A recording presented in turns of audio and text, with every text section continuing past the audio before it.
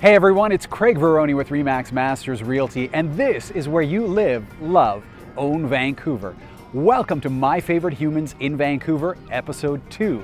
Today we're in beautiful West Vancouver at the gorgeous West Vancouver Community Centre, and we're going to be speaking with a lady by the name of Gail Johnson.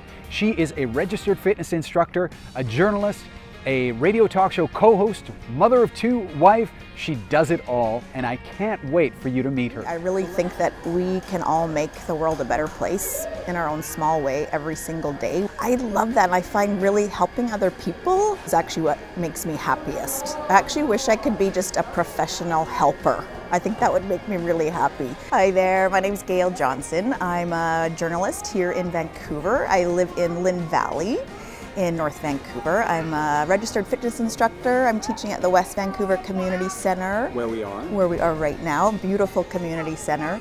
I'm a mom to two young boys and a wife and an avid outdoors person and a wannabe surfer. Gail, tell us, how did you become a registered fitness instructor? Well, I started out, it was about 2003. I started taking some classes at the Y and just loved them. It was a cardio boxing class. And from there, someone said, you should take up instructing. So I got certified and I've been teaching ever since.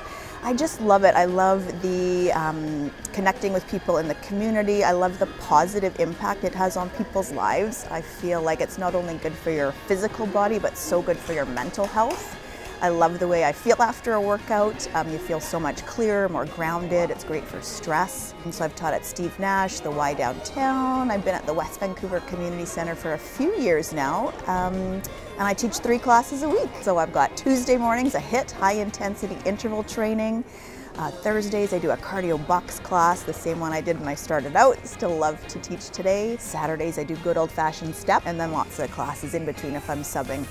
And the great thing about the community center is it's a bargain. It's about $7 for a drop-in class. So come on down, make you sweat. So aside from being an amazing fitness instructor, you are also a journalist. That's right. So after I finished an arts degree, which didn't really get me any work, I went to Langara and studied journalism. I did a 2-year course there. Graduated in 1996. I was 10, and I worked right off the bat as a reporter for the province newspaper covering daily news, so breaking news. It was a great experience. I loved it. At the same time, I was working for the Georgia Straight as well. And then after a couple of years, I went full-time at the Georgia Straight and covered everything from news to dance. I did a lot of arts reviews, health, a lot of health and fitness coverage, and then that eventually morphed into food. I started writing about food several years ago, which I love. And I've been a freelancer for the Straight for the last 10 years. I still work there as an editor as well, so I do copy editing. I do a lot of food writing there.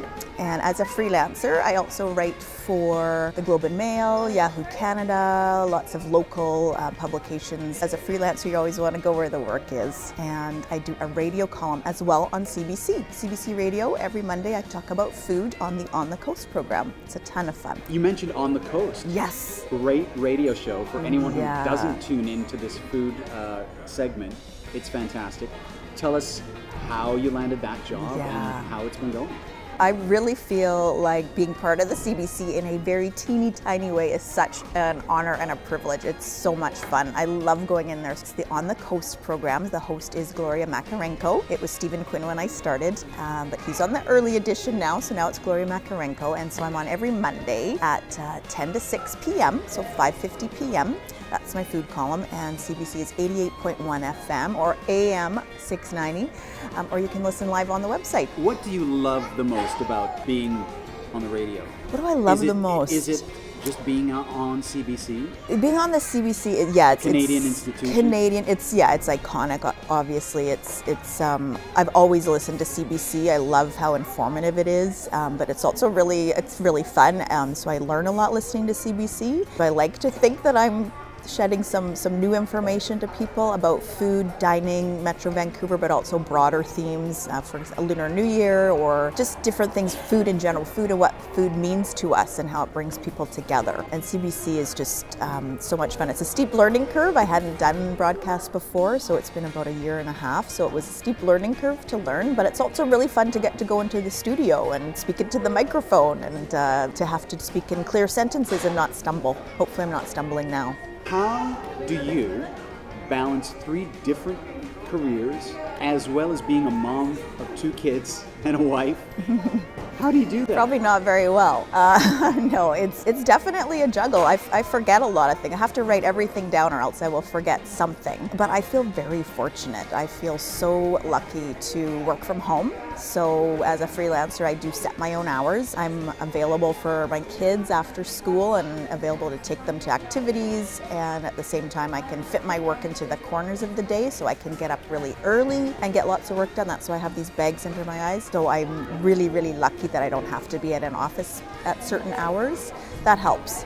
But the strain shows that sometimes when I'm trying to figure out what to serve for dinner at 5:30 and I still haven't figured it out. So somehow it all works. My kids are fed and like I said, I feel really lucky to be able to fit it all in somehow. Your 3 jobs, you impact the community a great deal.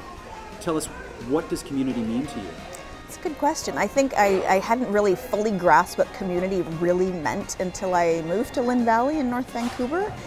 It does almost feel like a small town in a way where people really help each other out. We know our neighbors, parents at school are involved, and I really think that even if this sounds kind of corny, I really think that we can all make the world a better place in our own small way every single day, whether it's opening the door for someone or helping someone if they've dropped something, or carrying someone's groceries, or bigger gestures. If someone's sick, we can help them out with rides to appointments, or we can take them dinner or drop them off some cookies. I love that, and I find really helping other people, even if it is something small, is actually what makes me happiest. I actually wish I could be just a professional helper. I think that would make me really happy. But especially the world is kind of difficult these days. There's a lot of hard, disturbing things going on in the world, and I think we all can make it better just by reaching out, offering to lend a hand, reaching out to our neighbors. A lot of people think it's hard to meet people in Vancouver, or that it's not a friendly place, or that we've lost that sense of community with busy lives and the way our society is today, but I think it's there. We just have to seek it out and offer to help people, and that makes me happy. I really hope you've enjoyed this episode of My Favorite Humans in Vancouver. Stay tuned for more coming very soon. Have a fantastic day, and remember, this is where you live, love, own Vancouver.